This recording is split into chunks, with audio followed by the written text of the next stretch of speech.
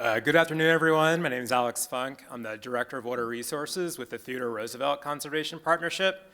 Good to see a lot of familiar faces in the room. I did used to work for the Colorado Water Conservation Board as our Ag Water Resources Specialist, so good to kind of reconnect with folks. And under my new role, I'm the Director of Water Resources, focusing mostly on Western water issues, particularly in the Colorado River Basin in the Rio. And since I've started this job, I've really been focusing on one thing, and the fact that we have this unprecedented amount of federal funding available to really scale investments in everything from drought adaptation to reducing risk from wildfire and other natural hazards.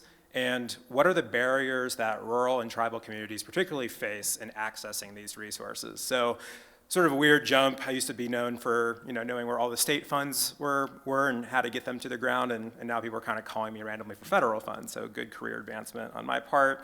But really great to be here.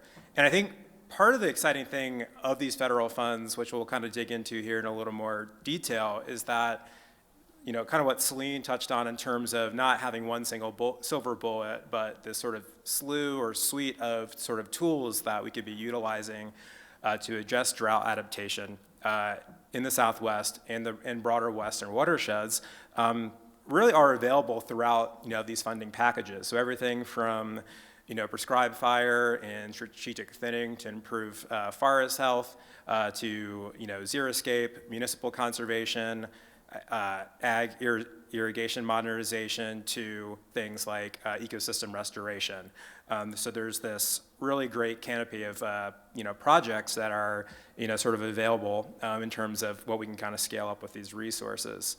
I will just kind of build on one that I am particularly really excited about. Again, our organization focuses on ensuring that all Americans have a quality place to hunt and fish, and so we're really looking at and thinking about things that are investing in some of those natural infrastructure focused solutions to how we mitigate risks associated with natural hazards such as fire and drought.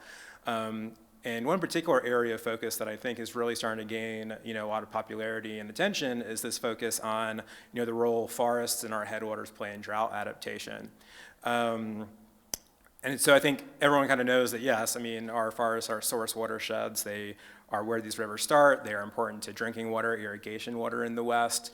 And of course, managing them in a way that reduces risk associated with fire is critical, but we can also work on restoration practices within these forests to enhance our ability to adapt to drought as well. And so we're seeing a lot of investment, particularly in things like wet meadow restoration, work in valley bottoms, riparians, wetland restoration work around how we can potentially, kind of by restoring some of these natural water features, that we can kind of enhance our water reliability. Because what we're kind of seeing with these types of projects is that if you can kind of re-wet that sponge at the top of the watershed, it can potentially help serve as sort of a backup to that snowpack. And so instead of seeing some of those like flashier systems or that the runoff kind of coming and only having irrigation through a portion of the year, potentially these projects help kind of slow and moderate that flow. And anecdotally, we're seeing projects across the West where we're actually seeing enhancement in flows for longer with some of these investments higher up in the system. And a lot of that is through this method called process-based restoration. This is also catching on in that it's really designed to be this low-cost, low-tech sort of focus of remediation and restoration on the landscape.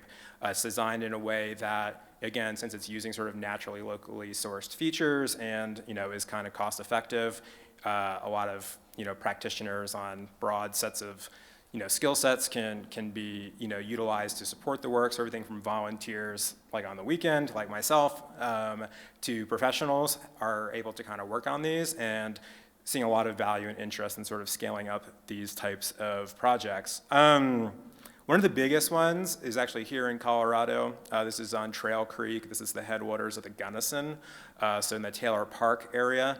This is on Forest Service lands. Whole slew of partners, but the Upper Gunnison Water Conservation District, Sermsey District, is a key one, along with the Forest Service, National Forest Foundation, Trout Unlimited. And really designed, again, to install some of these low-tech structures, in this case, a post-assisted log structure, to essentially recreate that incised, or restore that incised stream back to its floodplain, allowing that water to essentially spread out, percolate into that alluvial groundwater system, and kind of serve as a, sort of, again, a natural water retention and water storage opportunities. You can kind of see that immediate treatment response from just, again, a really simple hand-built structure. And the goal is to kind of scale up and kind of introduce these at scale across the landscape.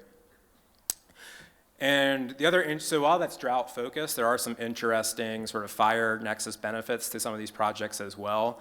And this slide is from Idaho. You can kind of see, obviously, massive, upslope fire damage, including all the way down into the riparian corridor further downstream.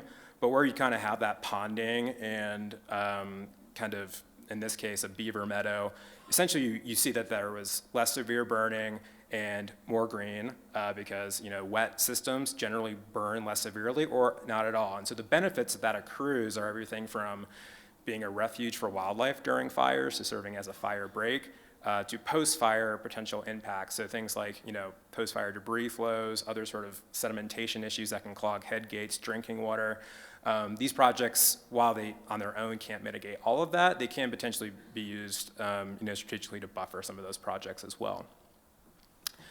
So all to say, like there's this massive set of tools out there, and the challenge has always been a lack of funds to scale them to really meet the challenge, right? We're facing longer, more severe droughts, potentially longer duration fires, larger flooding events with more extreme years, and a lack of funding to kind of address that at a rapid pace has certainly been a barrier, and that's really no longer the case. I mean, this funding won't fix all of our problems. It's certainly more of a down payment, but it's certainly unprecedented in its scale in terms of an investment. And so I'm going to be touching on 3 different federal funding pools really quickly today. Happy to chat more. But essentially, over the past 2 years, there have been 3 big slugs of federal money set aside to invest in everything from, again, multi-benefit water infrastructure to natural hazard mitigation to ecosystem restoration. From the American Rescue Plan Act, which was sort of the first of these, that was really designed to be a stimulus for states, counties, tribes for water infrastructure. We have the bipartisan infrastructure law, or bill, as I'll kind of reference it in short. Again, very infrastructure focused, about $8.3 billion for Western water infrastructure specifically, through the Bureau of Reclamation, as well as investments in hazard mitigation and restoration. And then finally, we have the Inflation Reduction Act, which if you have one through line through a lot of those funds, it's all about climate change mitigation and adaptation, with a lot of resources for things for forest health treatments and watershed restoration work. The challenge with all these funds, though, is that there's a ticking clock. So essentially how they were drafted is that all these funds have to be obligated essentially by the end of 2026. So there's a lot of pressure to get these funds out to the ground and very quickly. I won't run through all of these, but I just want to flag that some of the numbers are significant. So everything from $50 million for the Bureau of Land Management to significant investments in the Fire Service for addressing fire and watershed restoration health, to $20 billion in climate smart ag and forestry practices through NRCS and USDA, to the $4 billion to work on drought mitigation in the West. A portion of which went to things like the System Conservation Pilot Program, but there are other buckets of funding coming online to invest in things that are more durable, longer-term investments. I'll kind of skip this. I mean, the big thing is a lot of these funds, these agencies do have a lot of discretion to spend it. They're not necessarily external-facing funding sources, and so a lot of this work does happen sort of in that internal agency process to sort of further prioritize and work on this. The thing that I wanted to make sure I get to, though, are the barriers to accessing funds, because while these funds are unprecedented and at scale, there are significant bottlenecks in which we're seeing sort of hiccups in terms of getting the funding out the door and actually to projects to the ground. So everything from the capacity of the agencies themselves to their knowledge and background on this broad set of drought adaptation strategies to a lack of on-the-ground capacity. There are permitting issues. There are cost share challenges with how we match non-federal funds to leverage these federal funds. and then just navigating and tracking all these funding opportunities. And so all to say there are efforts underway to help address some of these barriers. And I'll just note a few here.